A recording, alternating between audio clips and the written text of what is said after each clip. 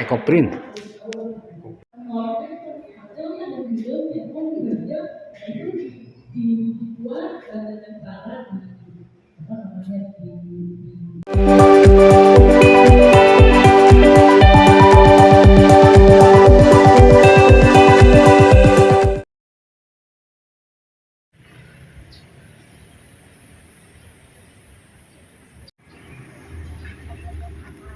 Oke, kita ada di Museum Pendidikan Nasional, Museum of National Education di UPI ya, di Setiabudi.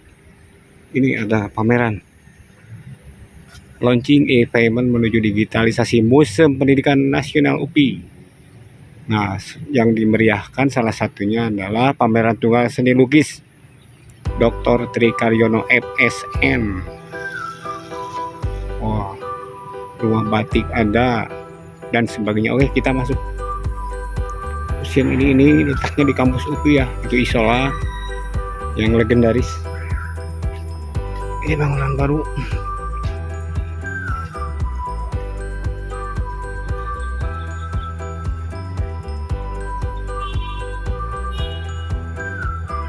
Nah, ini tampak depan Museum UPI ya, Museum Pendidikan.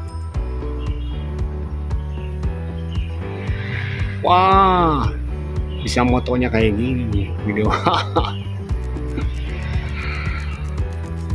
Halo saudara-saudara,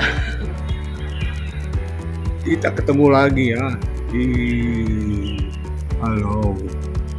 Nah, mana nih? Kemana deh masuk nih? Tutup. Ai galerina gua ngurek ningali pameran kumaha di sini aja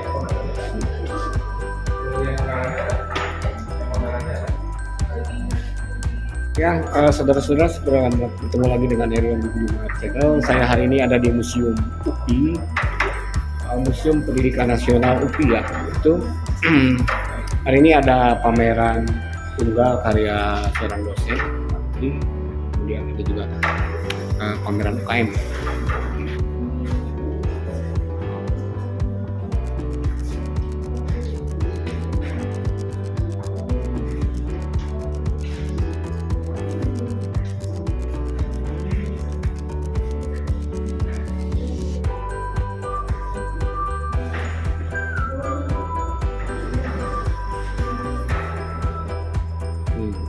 Pameran yang menggunakan kaki-kaki ini.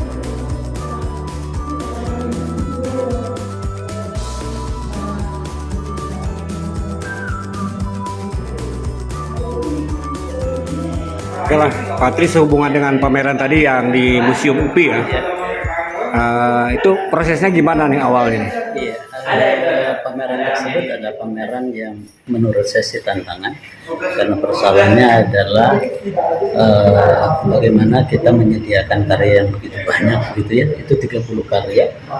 Lalu tantangan lainnya hanya di front office, artinya saya tidak menganggap sebuah galeri itu harus sangat eksklusif di tempat pameran yang memenuhi syarat. Mungkin saya seringnya begitu di rumah sendiri saja, di rumah Zapak, yang disebut dengan pameran itu dimuliakan, karya itu di dinding yang polos, bukti yang bagus dan seterusnya. Sementara di sana saya berproses bagaimana saya melihat ruangan yang seperti itu direspon, jadilah karya-karya berukuran kecil dan saya memberikan tema bermain warna. Tujuannya supaya saya memberikan keleluasaan bahwa ketika orang datang ke sana, dalam pikiran saya akan eye catching karena karyanya hanya bermain warna saja gitu ya. Makanya pilihannya lebih cenderung ke abstrak, hanya beberapa saja yang realis. Itu, dan berprosesnya di sela-sela waktu saya pulang kantor, biasanya maghrib begitu, berkarya dan ngejar waktu hanya dalam waktu 1 bulan untuk 30 karya itu, kurang lebih seperti itu. Kira-kira capaian lain apa nih dari pameran ini? Mungkin kan ada, bukanlah tujuan tadi ada, mungkin ada capaian jauhnya apa nih? Oke, ini saya justru begitu ditanya capaian jauh, justru saya menjawab yang terdekat dulu dalam filosofi saya. Saya sebagai orang yang mengukuhkan konsep sebagai pendidik seni adalah konsep yang disebut a journey, theory, and practice. Jadi kalau teori and practice artinya and itu ada kedua-duanya. Jadi pilihan saya sebagai pendidik seni, saya tidak bisa hanya sekedar menyampaikan sesuatu secara konseptual, tapi saya harus mencobanya, saya harus bereksplorasi, saya harus melakukan berbagai hal yang produknya, outcome-nya itu jelas. Contoh soal ketika di pameran itu jelas saya melakukan manuver berkarya seni, meskipun jarang, saya seringnya di realis gitu, tiba-tiba ke abstrak. Artinya saya merambah hal-hal yang jarang saya sentuh, tiba-tiba saya masuk ke arah sana. Meskipun kata isme itu sekarang tidak lagi menjadi sangat mengemuka atau populer, orang boleh berkarya jenis apa saja, termasuk ecoprint. Saya bersama dengan Nyonya mengeksplor ecoprint. Itu menurut saya satu sesi, nanti berikutnya ebru, mungkin sumi nagasi ataupun marbling, atau nanti cetak tinggi akan saya eksplor lagi. Kenapa? Karena sebagai pendidik di jangka pendeknya, bagaimanapun juga saya akan dipertanyakan oleh mahasiswa saya jika saya mengajar seni grafis tapi saya tidak membuat karya grafis, mengajar lukis tapi tidak melukis, itu jadi pertanyaan. Ngajar menulis saya tidak punya buku, aneh juga gitu. Jadi semua menurut saya itu dijalani secara baik dengan penuh keikhlasan. Urusan lain, masalah baik atau tidak mencapai capaian yang sangat luar biasa, tapi capaian itu saya mencari. Lalu jangka panjangnya tentu saja di karya seni selalu saja memiliki pesan-pesan. Jadi saya selalu karya seni apapun yang saya ungkapkan adalah bagian yang disebut dengan titik puncak saya sebagai pengajar adalah berbaiki kebaikan dalam konsep shared values for a better world. Jadi bagi saya berkarya seni bukan melulu teknis saja, tapi ada pesan-pesan moral tertentu yang disampaikan dalam karya seni. Kalau ecoprint sendiri itu ada di mata kuliah ini? Nah, ecoprintnya sendiri ini bagus pertanyaan itu. Menurut saya harusnya ada. Mengapa saya tertarik dengan di UGM ada Teknopark. Teknopark itu salah satu unggulan Universitas Gadjah Mada yang tiba-tiba mengolah berbagai hal yang isunya sangat mengemuka. Misalnya terkait dengan Indonesia adalah orang yang membuang sampah ke lautan nomor 5 di dunia kalau tidak salah. Dan jadilah berbagai hal yang disebutkan pengolahan sampah. Itu karya untuk sampah plastik. Tapi ini lebih khusus tadi pertanyaannya ecoprint. Di hadapan saya batik terus luar biasa, memiliki sejarah tersendiri. Tapi ada tanda-tanya besar ketika itu menggunakan bahan kimia. Muncullah ide-ide, meskipun ini adalah ide dari semua komunitas ecoprint dunia bahkan gitu, bagaimana mengolah daun yang memiliki tanin tinggi, getah tinggi itu bisa dipindahkan ke kain, jadilah jejak yang disebut dengan cetak tinggi. Ada dua teknik, ada founding, ada teknik yang disebut dengan steam. Dua teknik itu tetap menggunakan sepenuhnya adalah bahan alam daun itu sendiri. Sisanya ya kan warnanya sudah terambil, diserap, diabsorb oleh daun, oleh kain, sisanya itu bisa menjadi humus. Gitu.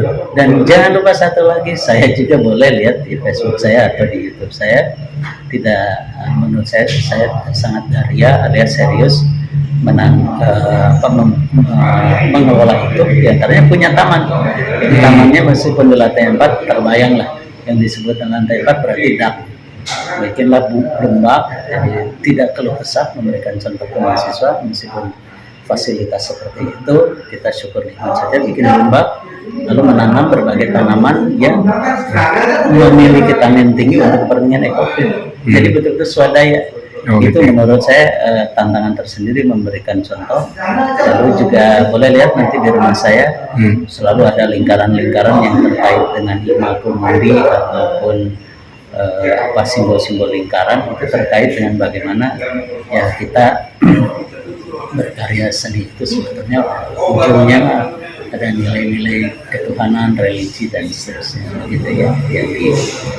Itu dan yang lainnya satu lagi juga perkara yang terkait dengan mengapa semua dikerjakan di rumah. Jadi konsep rumah Java itu saya tidak memberi nama rumah Java Art Space soalnya, tapi orang lain yang memberi nama itu sebetulnya. Tiba-tiba rumah Java galeri dan sebagainya apa-apa, tapi saya tetap memberikan rumah Java. Nah di hadapan saya ada satu hal yang penting, rumah itu adalah tempat kita bernaung, rumah itu tempat kita menimba ilmu, rumah tempat mendidik dan segalanya itu bagi saya seperti itu. Makanya ada konsep yang terkait dengan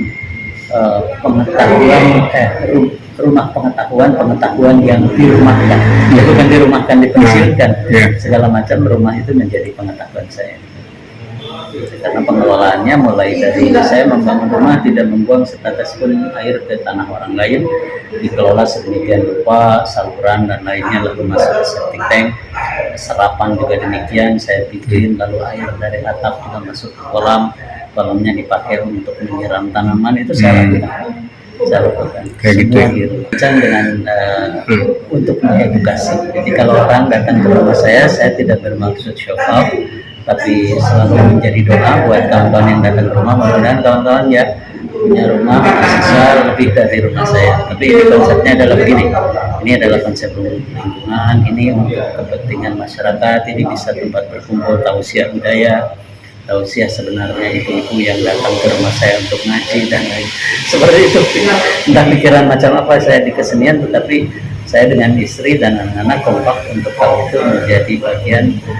Rumah itu adalah didedikasikan untuk masyarakat, kurang lebih seperti itu. Dirancang dengan itu ya. Iya.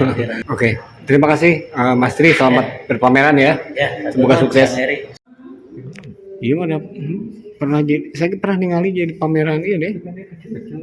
Oh itu ke patung jadi karya seni gitu istilahnya. Lain buat pakaian anak. Pernah yang dipamerkan lo pas internasional di gabungannya mah patung dengan ini.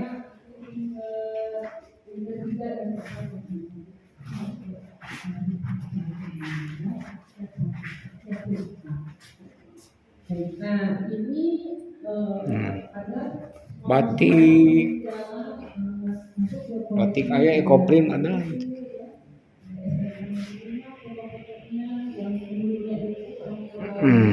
Lumayan lah.